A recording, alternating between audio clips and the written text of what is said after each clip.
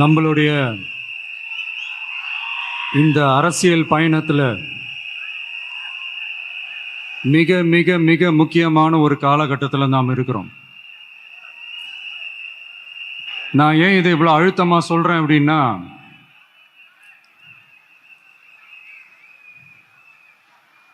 ஏதோ அழுத்தம் இருக்குமோன்னு நினைக்கிறீங்களோ? அழுத்தமா நமக்கா?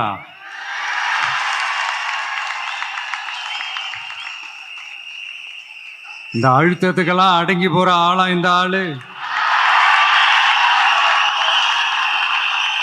இந்த மூஞ்சா பார்த்தா அப்படியே தெரியுது உங்களுக்கு?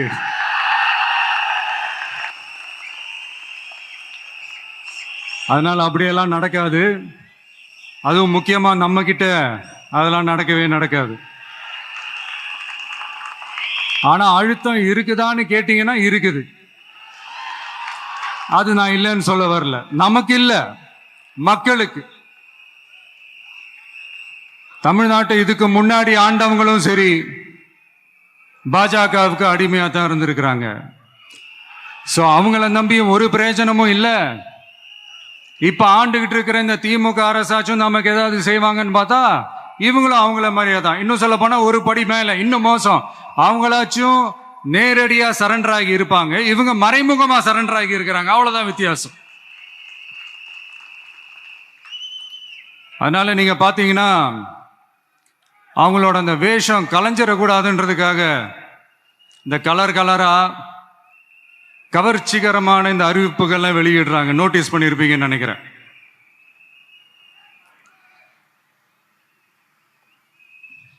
அதனால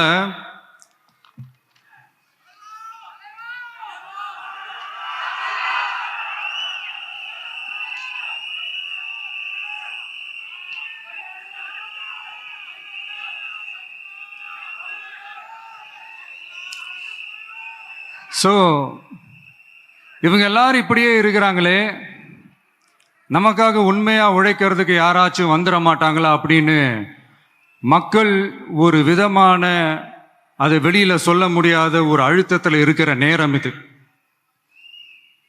மாத்தி மாத்தி ஓட்டு போட்டு ஏமாந்து அவங்க இப்ப நம்மள நம்புறாங்க. நம்மளுடைய இந்த தமிழக வெற்றி கழகத்தை இந்த விஜய் கூட நிப்பான்னு நம்புறாங்க.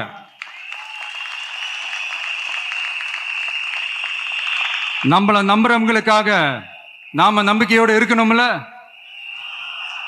அப்படின்னா இது முக்கியமான, மிக மிக மிக முக்கியமான ஒரு காலகட்டம் தானே. அதனாலதான் அவ்வளவு அழுத்தமா நான் சொன்னேன். இந்த தேர்தல், இந்த கூட்டணி, இதெல்லாம் பத்தி நிறைய இந்த ஹேஷியங்கள் ஜோஷியங்கள் எல்லாம் நடந்துகிட்டு இருக்கு இல்லையா? என்னப்பா இந்த விஜய் இப்பதான் வந்திருக்கிறாரு, இவரு கூட எல்லாம் யாரு வரப்போறா, அவங்க வரமாட்டாங்க, இவங்க வரமாட்டாங்க, அப்படி இப்படின்ட்டு நம்மளை பத்தி ஒரு அண்டர் எஸ்டிமேட் பண்ணிட்டு இருக்காங்கல்ல. அதுனா நமக்கு புதுசா என்ன? 30 வருஷமா நம்மளை அண்டர் எஸ்டிமேட் பண்ணிட்டு தான் இருக்கிறாங்க.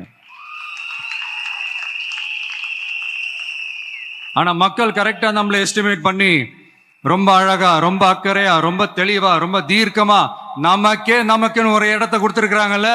எப்படி? என் கேரியரின் உச்சமான ஒரு இடத்தை கொடுத்திருக்கிறாங்கல்ல. அதை இந்த நாடே பார்த்துக்கிட்டு இருக்குல்ல. ஏன் அப்படி எனக்கு அந்த இடத்தை கொடுக்கணும்? ஏன்னா இந்த விஜய் நம்ம பிள்ளையாச்சே, நம்ம அண்ணனாச்சே, நம்ம தம்பியாச்சேன்னு சொல்லி அவங்க மனசுல அப்படி தோணுது. அதனாலதான் நமக்கு அப்படி ஒரு இடத்தை கொடுத்து உள்ளன்போடு அள்ளி நம்மளை அரவணைச்சுக்கிட்டு இருக்கிறாங்க. அப்படி நம்மள நம்புறவங்களுக்காக நாம உழைக்கிறதே அது ஒரு பழக்கமாகி இப்ப அதுவே என்னுடைய ஒரு ஒரிஜினல் கேரக்டராகவே மாறிடுச்சு. இத்தனை வருஷமா இருக்கிற அந்த உழைக்கிற குணம் அது எப்படி மாறும்? அதெல்லாம் மாறவே மாறாது.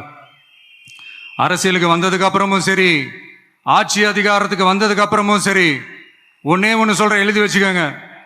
இதுக்கு முன்னாடி இருந்தவங்க மாதிரியோ இல்ல இப்ப இருக்கிறவங்க மாதிரியோ ஊழல் செய்யவே மாட்டான்.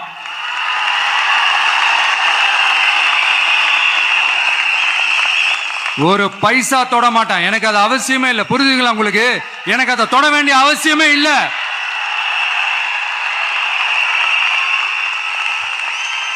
ஒரு துளி ஊழல் கரை கூட படியவே படியாது, படியவும் விட மாட்டான். நீங்க கேட்கலாம், இது என்ன சினிமாவா? இது என்ன முதல்வன் படமா? ஒரே நாள்ல வந்து இவர் எல்லாத்தையும் கிளீன் பண்ணிடுவாரான்னு நீங்க கேட்கலாம். ஓகே, பிராக்டிகலா அது பாசிபிள் இல்லதான். But it is a process, right? It is a process. இப்படி எதுக்குமே ஆசைப்படாத ஒருத்தன் அரசியலுக்கு வரான் அப்படின்னா, அவன் கண்ணு முன்னாடி ஏதாவது ஒரு தப்பு நடக்குது அப்படின்னா, அவன் கண்ணு முன்னாடி ஏதாவது இந்த மாதிரி ஒரு ஊழல் நடக்குது அப்படின்னா, அதை பார்த்துக்கிட்டு அவன் சும்மா இருப்பான்னு நினைக்கிறீங்க?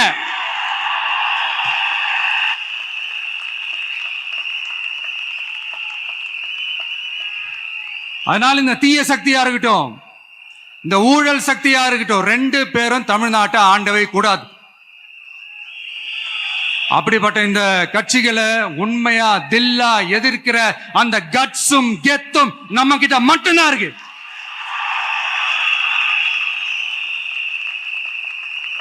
அதனால நீங்க என்ன சூழ்ச்சி நம்ம மேல பண்ணாலும், என்ன அழுத்தம் நீங்க கொடுத்தாலும், இந்த அடங்கி போறதுக்கோ, இந்த அண்டி பொழைக்கிறதுக்கோ, இல்ல இந்த அடிமையா இருக்கிறதுக்கால நம்ம அரசியலுக்கு வரல.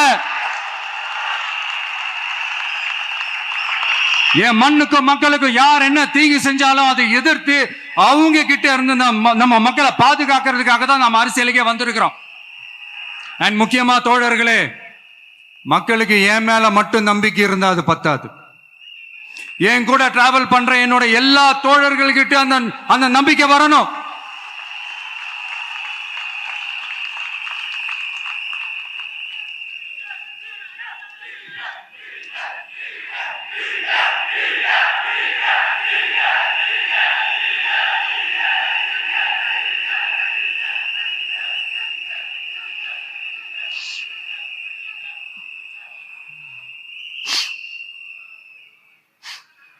அந்த நம்பிக்கை இல்லைன்னு நான் சொல்ல வரல, இருக்குது. ஆனா அதை தொடர்ந்து இருக்கிற மாதிரி நீங்க எல்லாம் நடந்துக்கணும். தப்பு பண்ண யாரா இருந்தாலும் தப்பிக்கவே முடியாதுன்ற அந்த ஒரு பயம் இருக்கணும். எல்லாரும் உங்களை தான் கேட்கிறேன், எல்லாரும் உண்மையா உழைப்பீங்கல்ல?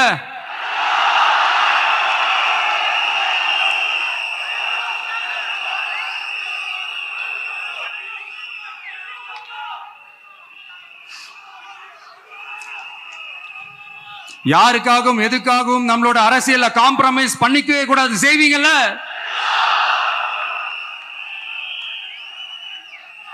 அண்ட் தயவு செஞ்சு எல்லாரும் கொஞ்சம் ஒற்றுமையா இருந்து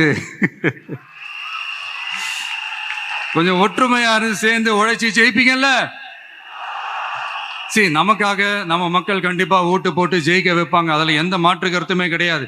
அப்படி ஜெயிக்கிறதுக்காக நாம் என்ன செய்ய போறோம்? மக்களிடம்னு செல்னு அறிஞர் அண்ணா அவர்கள் சொன்னதை ரொம்ப டீப்பா சின்சியரா அடாப்ட் பண்றதோட மட்டும் இல்லாம நம்மளோட அரசியல்ல அதை செயல்படுத்தணும். அதுதான் முக்கியம். ஏன்னா இப்ப அரசியல் இருக்கிறவங்க அண்ணாவை மறந்துட்டாங்க. அண்ணா ஆரம்பிச்ச கட்சியும் அண்ணாவை மறந்து சுயநலமா மாதிரி பல வருஷம் ஆச்சு. அண்ணா பேர்ல இருக்கிற கட்சியும் அவரை மறந்து பல வருஷம் ஆச்சு. ஆனா நாம அவரை மறந்துடக்கூடாது. மக்கள் கிட்ட போகணும், மக்களோட மக்களாவே இருக்கணும், மக்களுக்காகவே இருக்கணும். அதுக்காக நாம என்ன செய்ய போறோம், என்னெல்லாம் செய்ய போறோம், அதுக்காக தான் இந்த மீட்டிங். ஆரம்பிக்கலாமா? இந்த ரெண்டு கட்சிகள், ஆண்டு கட்சியா இருக்கட்டும், இப்ப ஆள்ற கட்சியா இருக்கட்டும், அவங்கள பொறுத்த வரைக்கும் பூத்துனா என்ன தெரியும்ல? அவங்கள பொறுத்த வரைக்கும் பூத்துனா கள்ள ஓட்டு போடுற இடம். ஆனா நமக்கு, நம்ம டிவிகேவுக்கு அது ஒரு ஜனநாயக கூடம்.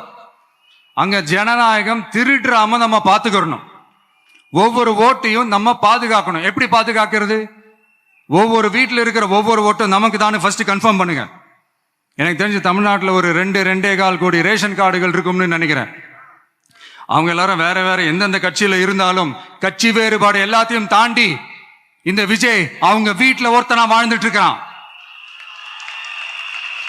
அவங்க குடும்பத்துல ஒருத்தனா பார்த்துக்கிட்டு இருக்கிறாங்க.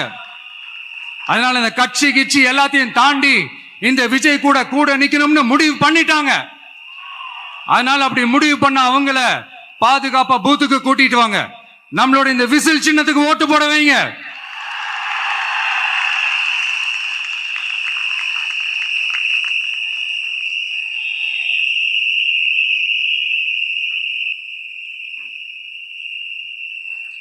ஒன்றியம், நகரம், பேரூர், பகுதி, கிளைன்னு இங்க வந்திருக்கிற நம்மள எல்லார் நிர்வாகிகளும் தான் நம்ம கட்சியினுடைய ஆணி வேர். நீங்க எல்லாரும் சுதந்திரமா செயல்படணும், சுதந்திரமா செயல்பட விடணும்.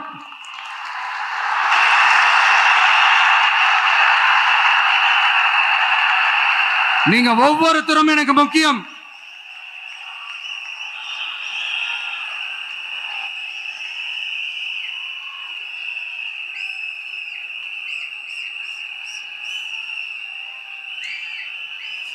நீங்க தான் நம்மளுடைய இந்த BLAs பூத் லெவல் ஏஜென்ட்ஸோட களத்தில் நின்று வேலை பார்க்க போற ஃப்ரண்ட் லைன் வாரியர்ஸ். இப்ப நடக்க போறது வெறும் எலெக்ஷன் கிடையாது, இது ஒரு ஜனநாயக போர். இந்த டெமோக்ராட்டிக் பேட்டில லீட் பண்ண போற கமாண்டர்ஸ் நீங்க தான்.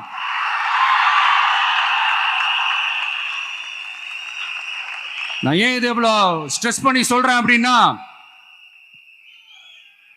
இந்த தீய சக்தி எப்படி, இந்த தீய சக்தியோட தில்லு முள்ளுலாம் உங்களுக்கே நல்லா தெரியும். முழிச்சிட்டு இருக்கும் போது முழியை தோண்டி எடுத்துட்டு போற கூட்டம். அதனால கொஞ்சம் ஜாக்கிரதையா இருக்கணும். நம்ம எலெக்ஷனுக்கு இன்னும் 3 மாசம் தான் இருக்குது, அவ்வளவு கூட இல்லைன்னு நினைக்கிறேன். இந்த 3 மாசத்துல நீங்க செய்ய போற அந்த களப்பணியில தான் நம்மளுடைய வெற்றியே இருக்குது. உங்களுக்கு இந்த விஜய் பிடிக்கும்ன்றது உண்மைனா, சத்தியம்னா, உங்களோட உழைப்புல அதை காட்டுங்க.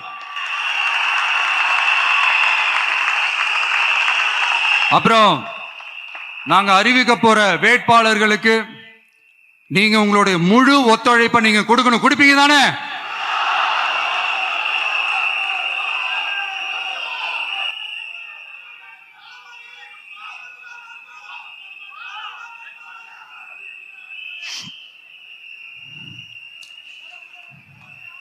உங்க எல்லாரையும்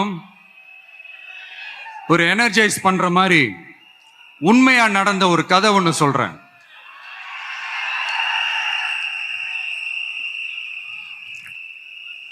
சொந்த நாட்டையே ஒரு கூட்டம் அபகரிக்குது. சொந்த நாட்டிலேயே இருக்க முடியாத அளவுக்கு ஒரு நெருக்கடி ஏற்படுது. ஸோ வேற வழி இல்லாம அந்த நாட்டை விட்டே வெளியே போய் வேற ஒரு இடத்துக்கு போய் காடு, மலை அப்படி இப்படின்னு சுத்தி மறைஞ்சு வாழ வேண்டிய ஒரு சூழ்நிலை ஏற்படுது.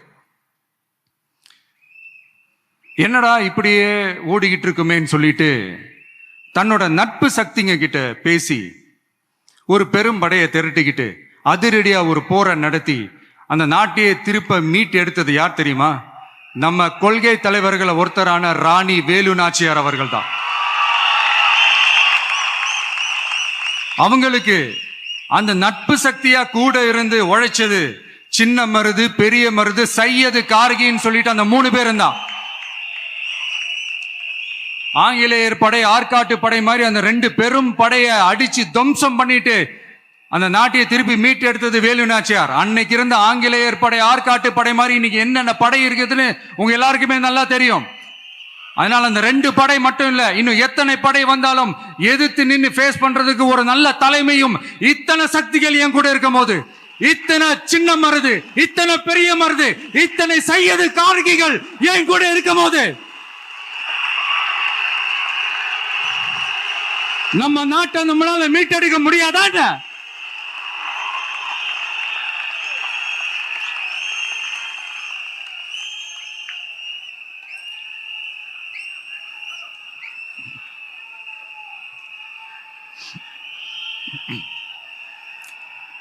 அதுவும் இந்த படை, நம்மளுடைய இந்த TVK படை, நட்பு சக்தி இருந்தாலும் இல்லைனாலும் தனியாவும் நின்று கெத்தா ஜெயிக்கிற அளவுக்கு ஒரு மிகப்பெரிய படை. அதுலயும் ரொம்ப முக்கியமா இன்னைக்கு இந்த கூட்டத்துக்கு வரலனாலும் நான் அந்த போர்ல நடந்த அந்த கதை மாதிரி கட்ஸான குயில்கள் நிறைந்த பெண்கள் படையும் நம்மளோட இருக்கிறாங்க. அந்த பெண்கள் படையை பார்த்துதான் அரசியல் அரங்கமே அதிர்ந்து போயிருக்குது. அதனால எல்லாரும் ஒரு நிமிஷம் எனக்காக எந்திரிச்சு நில்லுங்களேன் ப்ளீஸ். நான் சொல்றதை கொஞ்சம் ரிப்பீட் பண்ணுங்க. இந்த 2026 சட்டமன்ற தேர்தல்ல நாம எல்லாரும் உண்மையாக உழைப்போம், சத்தியமாக உழைப்போம், உறுதியாக உழைப்போம், ஒற்றுமையாக உழைப்போம். தேங்க்யூ. Please sit down.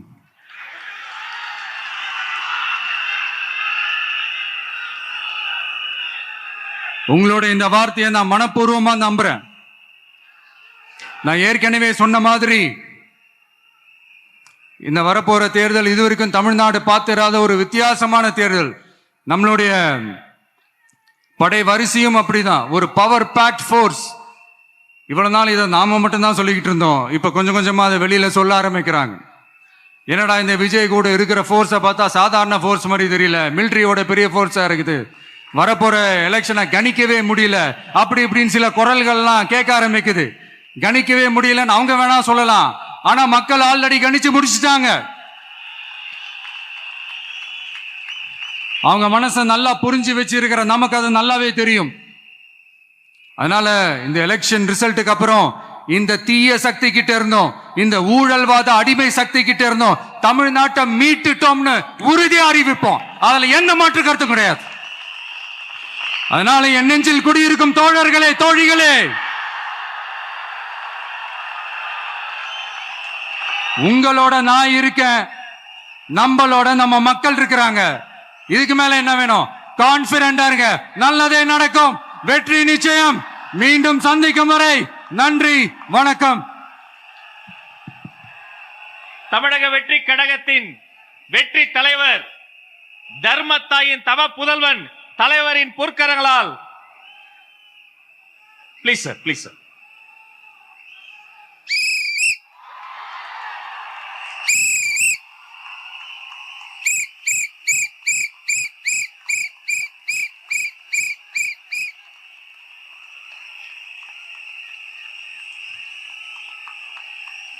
நம்ம சின்னம் உங்கள் சின்னம், நம்மளுடைய வெற்றி சின்னம் விசில்.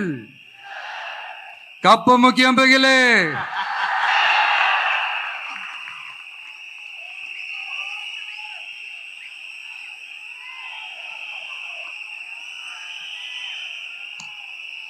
நம்முடைய வெற்றி சின்னத்தை வரலாறு படைக்க போகிற தமிழக வெற்றி கழகத்தின் சின்னத்தை வெற்றி தலைவர் அவர்கள் இப்போது உங்கள் முன்னால் இதோ அறிமுகம் செய்கிறார்.